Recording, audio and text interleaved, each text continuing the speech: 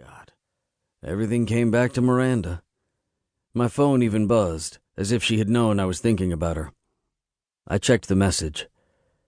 "Babe, answer your phone. We need to talk about this. I cannot believe you left without me. What am I supposed to do?" Fuck that noise. I turned my phone off. God, can we get fucked up before this thing tonight? I asked in desperation. Alcohol would numb the pain for a night. Now that I can help with, Austin said with a grin. I probably shouldn't be contributing to my brother's alcoholism, but fuck, I needed a drink.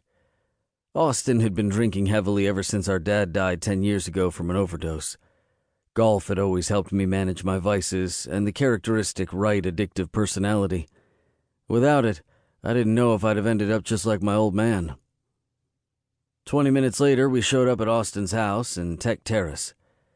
He'd had it gutted and redesigned after he closed on it, so even though the construction was built in the 60s, the house was brand new. It had the advantage of being located within walking distance of the best bars, which I thought was the reason he'd bought it. But this also meant I could walk my drunk ass to and from the reunion down the street. Austin parked in the garage and we entered the house. After depositing my suitcase in his guest bedroom on the first floor, I came back out to find Austin already at the wet bar. It was fully stocked with as much alcohol as the nearest liquor store. It even had some top-shelf whiskey that wasn't available in stores but had to be purchased straight from the distributor. He took drinking very seriously. It was maybe the only thing he took that seriously. Austin poured me a glass of whiskey, and I sank into the sofa. He crashed back into a chair and turned on the big screen to SportsCenter. It was at that exact moment when golf stats were on for the British Open, a tournament I should have been at.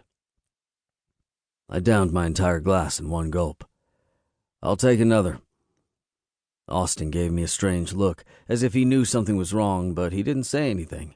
He just changed the channel. "Help yourself." That was the best thing about Austin. He didn't pry. We sat around for a couple of hours watching some baseball game neither of us cared about while drinking ourselves stupid. When it was almost time for me to go to Flips for the reunion, Austin finally turned to look directly at me. "Bro, you should probably come up with a story to tell Jensen," Austin said. "About what?" I played dumb. "Whatever the fuck you're dealing with? You know he's going to ask, and you're a shit liar." "I'm not dealing with anything." "Like I said," Austin said, refilling my glass one last time. "Shit liar." I laughed and raised my glass to him. "Maybe I'll tell him the truth." "Nah, you won't. That's not the right way." Now that was a true statement.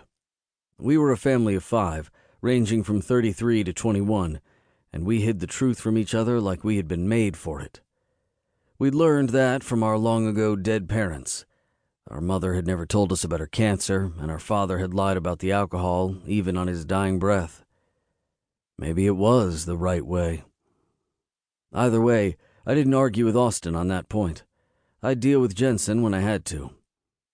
With my head sufficiently foggy, I changed into a pair of khakis and a light blue button-up. Then I waved goodbye to Austin and walked the few scant blocks to Flips. The last time I'd been there, I'd found out that Jensen and Emery were dating. It had been a weird fucking night, and I was really hoping not to have another one like that anytime soon. I wanted to get tanked, talk to some of my old friends, and forget about the shit I'd left behind. I signed in at the front and then angled straight for the bar on the left side of the room. I almost made it when Jensen stepped right in front of me. Great. Just the person I didn't want to talk to about my problems. "Hey," Jensen said. "Hey, bro.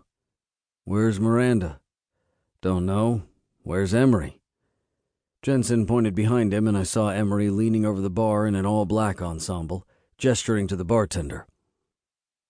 "What do you mean you don't know where your wife is? I'd rather not have her run into Emery. She still acts like a..."